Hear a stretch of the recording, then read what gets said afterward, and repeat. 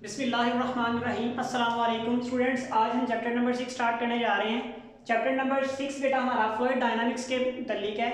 बेटा fluid dynamics क्या होती है? ऐसा लिक्विड जो फ्लो कर सकता है, इट इज़ कॉल्ड फ्लूइड। और बेटा इसमें हम लिक्विड्स की मोशन के मुतल्लिक ही पढ़ेंगे। दैट्स व्हाई बेटा हमने यहाँ पर सबसे पहले इसकी डेफिनेशन लिखी हुई है, the branch of physics which deals with the motion of fluid. जो फ्लूइड की किसको पढ़े?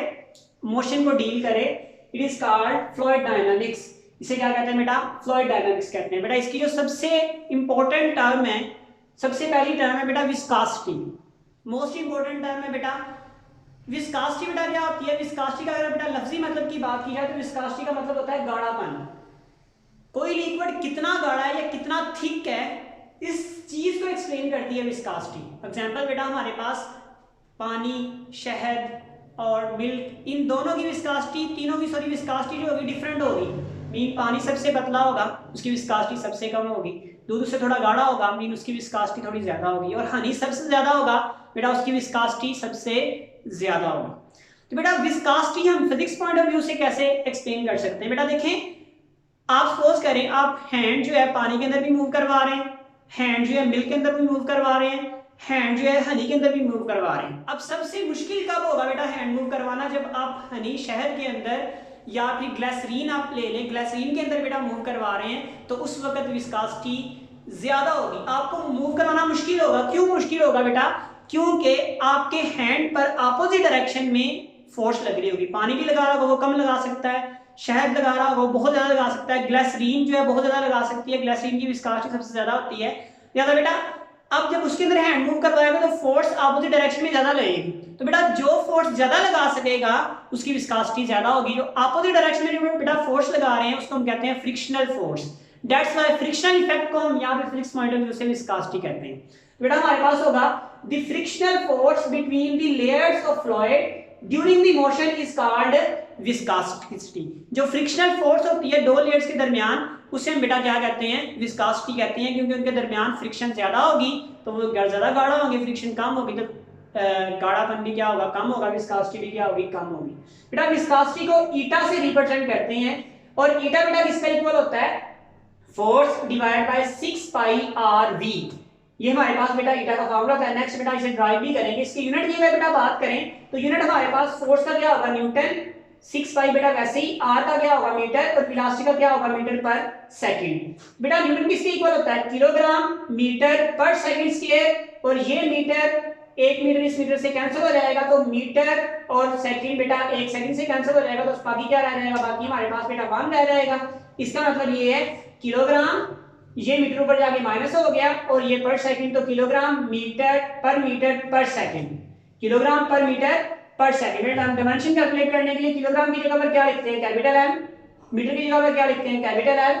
और सेकंड की जगह पर क्या लिखते हैं? Capital T. तो बेटा ये इसकी डायमेंशन आ जाएगी एम एल माइनस 1 और टी माइनस 1। काफी इंपॉर्टेंट है, अक्सर एमसीक्यूज में बेटा ये आ जाता है।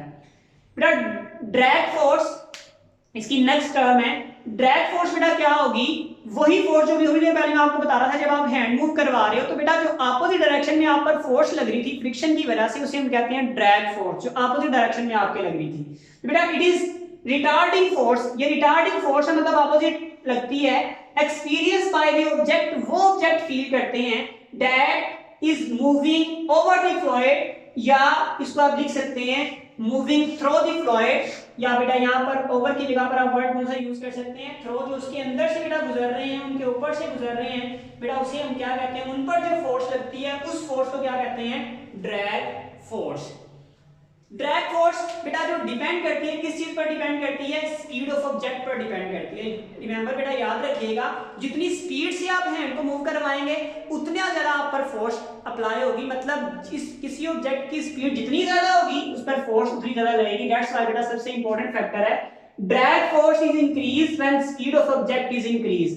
जब स्पीड ऑफ ऑब्जेक्ट इंक्रीज होती है तो ड्रैग फोर्स की बेटा क्या हो जाती है?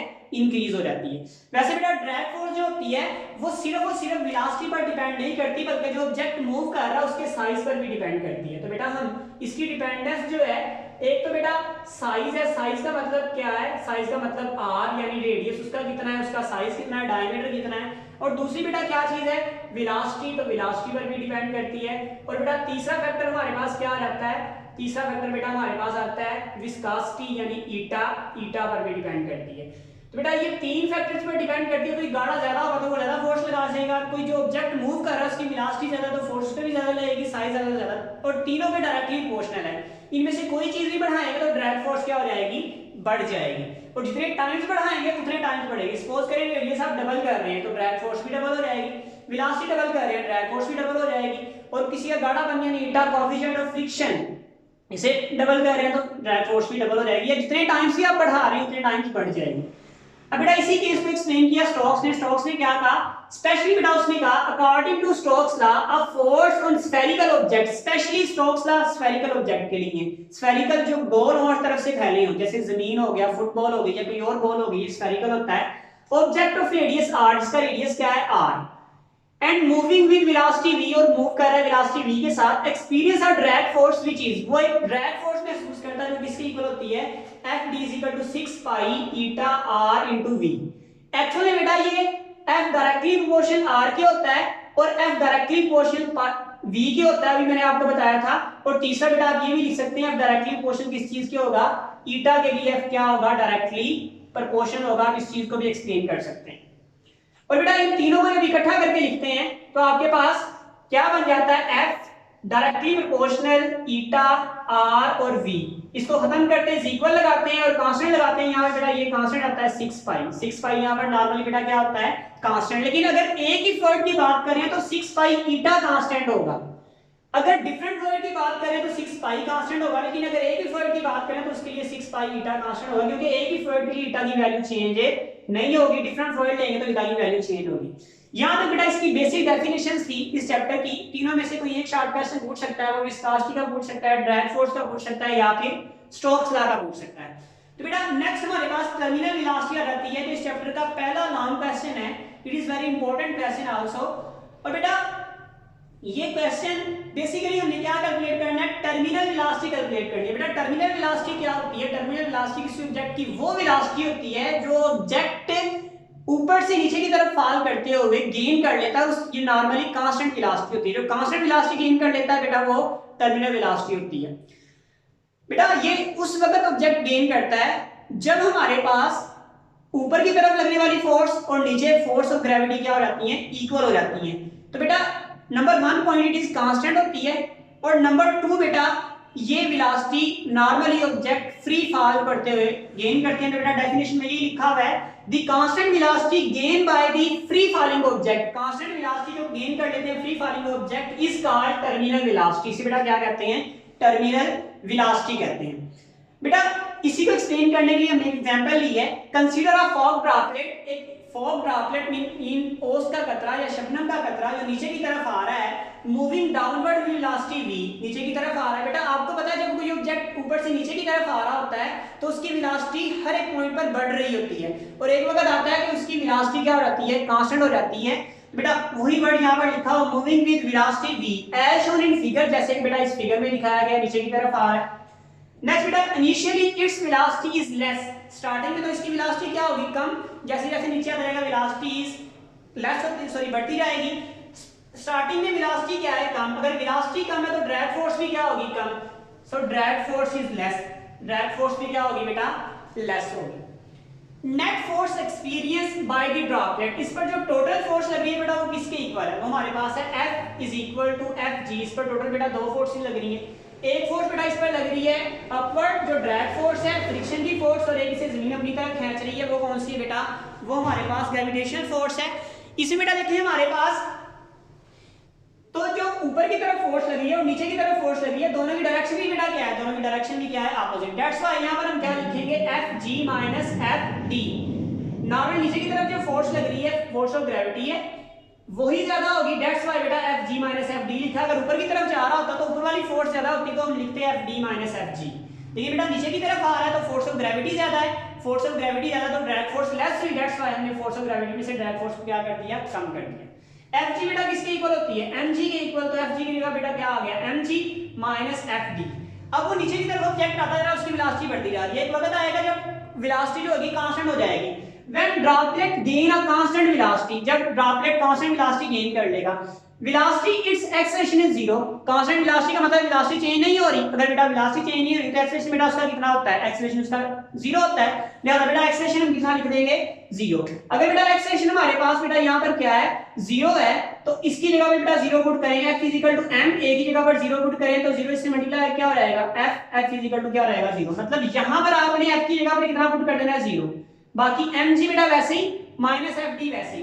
बेटा अब देखिए fd इधर माइनस हो रहा है, इस साइड पर जाके प्लस हो जाएगा, मतलब fd इज इक्वल टू किसकी आ जाएगी, फोर्स ऑफ ग्रेविटी की। मैंने उसी वक्त कहा था वो कांस्टेंट वेलोसिटी उस वक्त गेन करता है, ऑब्जेक्ट कांस्टेंट वेलोसिटी यानी टर्मिनल वेलोसिटी उस वक्त गेन करता है जब ऊपर की तरफ लगने वाली ड्रैग फोर्स और नीचे की तरफ लगने वाली ग्रेविटेशनल फोर्स दोनों क्या हो जाती हैं, इक्वल हो जाती हैं। उस वक्त जो वेलोसिटी गेन करता है उसे कहते हैं हम टर्मिनल वेलोसिटी। एमसीक्यूज के लिए बेटा याद रखिएगा। एंड ड्रैग फोर्स, और ड्रैग फोर्स बेटा किसकी इक्वल होती है, 6 पाई ईटा आरवी के इक्वल होती है। लिहाजा बेटा हमने यहां पर क्या लिख लिया, 6 पाई ईटा आरवी और साथ में क्या लिख लिया, एमजी। बेटा ये कहां से लिखा, अभी हमने स्टोक्स लॉ पढ़ा था, ड्रैग फोर्स किसकी इक्वल होगी, 6 पाई ईटा आरवी के। अब बेटा ये वेलोसिटी हम मालूम करना चाह रहे हैं, तो वेलोसिटी मालूम करने के लिए बेटा ये वेलोसिटी कौन सी हो जाएगी, कांस्टेंट वेलोसिटी हो जाएगी, टर्मिनल वेलोसिटी हो जाएगी। नेक्स्ट बेटा हम उन दोनों वैल्यूज को 6 पाई ईटा और आर को दूसरी साइड पर जाके बेटा क्या कर देंगे, डिवाइड कर देंगे। तो उसके लिए बेटा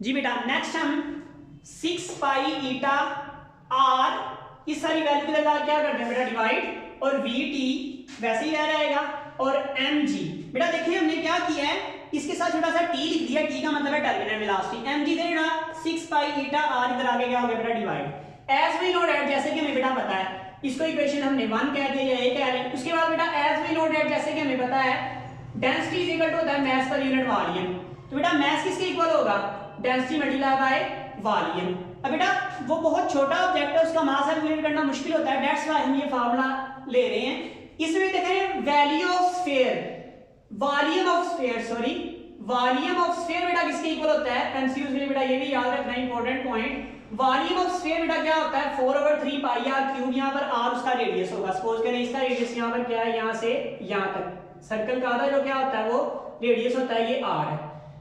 तो बेटा वॉल्यूम की वैल्यू आपने ये वाली वैल्यू इस जगह पर पुट कर दी, जब इस जगह पर पुट करेंगे तो m इज इक्वल टू क्या आ जाएगा, rho 4/3 pi r cube. So equation 1 becomes, equation 1 बेटा क्या हो जाएगी, इक्वेशन 1 क्या है, ये है बेटा। यहां पर देखें आपने क्या किया, इस मास की वैल्यू, ये वाली वैल्यू मास की बेटा कहां पर पुट की, इस जगह पर पुट की, तो बेटा vd वैसे ही आ गया, m की जगह पर 6 sorry rho 4/3 pi r cube आ गया, और बेटा इज इक्वल टू क्या आ गया, सॉरी 4/3 पाई आर क्यूब, और ये वाला जी बेटा वैसे ही 6 पाई ईटा आर बेटा उसी तरह से आ गया, 6 पाई ईटा आर बेटा हमारे पास उसी तरह से आ गया। नेक्स्ट बेटा अब देखें हमारे पास ये v यहां पर नहीं आता, इट इज मिस्टेक।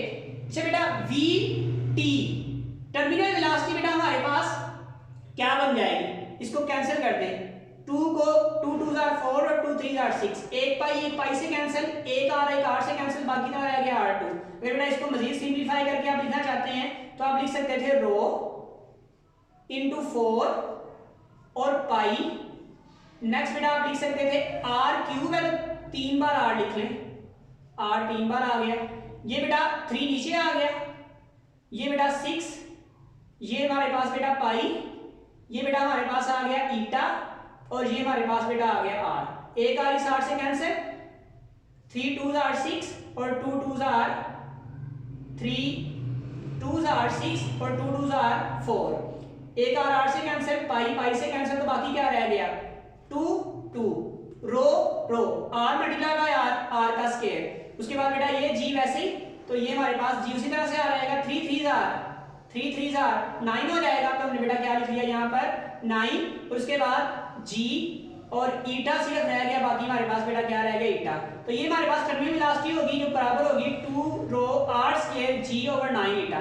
बेटा यहाँ पर ये बात याद रखें, नॉर्मली एक स्फीयर के लिए बेटा हमारे पास 2 रो जी 9 ईटा ये सारे कांस्टेंट होंगे, v t is equal to 2 over 9 rho g और साथ में बेटा क्या आ जाएगा 9 eta multiply by r square बेटा वैसे ही कर लिया।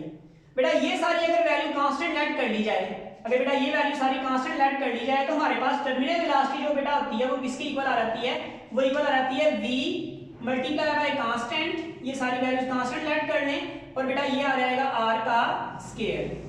बेटा कांस्टेंट यहाँ पर ये सारी वैल्यूज है, इसको कांस्टेंट बेटा लेट कर लिया। अगर बेटा कांस्टेंट लेट करेंगे तो नेक्स्ट बेटा हमारे पास क्या हो जाएगा, अब इस कांस्टेंट को और इक्वल को बेटा दोनों को खत्म करके प्रोपोर्शन का साइन लिख सकते हैं। Terminal velocity directly proportional to क्या हो जाएगा r का स्क्वायर। अब बेटा r का स्क्वायर अगर किसी का रेडियस आप यहाँ पर डबल करोगे तो टर्मिनल वेलोसिटी 4 गुना बढ़ेगी क्योंकि r का स्क्वायर है। अगर रेडियस किसी का 3 गुना करोगे तो टर्मिनल वेलोसिटी उसकी 9 टाइम्स इंक्रीज होगी। बेटा रिमेंबर जितने टाइम्स भी इंक्रीज कर रहे हैं टर्मिनल वेलोसिटी उसके स्क्वायर टाइम्स इंक्रीज होगी। अगर बेटा रेडियस 2 टाइम्स इंक्रीज कर रहे हैं तो टर्मिनल वेलोसिटी 4 टाइम्स, अगर रेडियस 5 टाइम इंक्रीज कर रहे हैं तो टर्मिनल वेलोसिटी 25 टाइम्स इंक्रीज होगी, मतलब उसके स्क्वायर के टाइम्स इंक्रीज होगी। और डिपेंड किस पे कर रही है, उसके रेडियस पर, मतलब जितना बड़ा ऑब्जेक्ट होगा उसका साइज उतना बड़ा होगा, उस पर उसकी टर्मिनल वेलोसिटी भी उतनी ज्यादा हो सकती है नॉर्मल केसेस के अंदर। जी बेटा कोई क्वेश्चन हो तो बेटा कमेंट्स में पूछिएगा। अस्सलाम वालेकुम।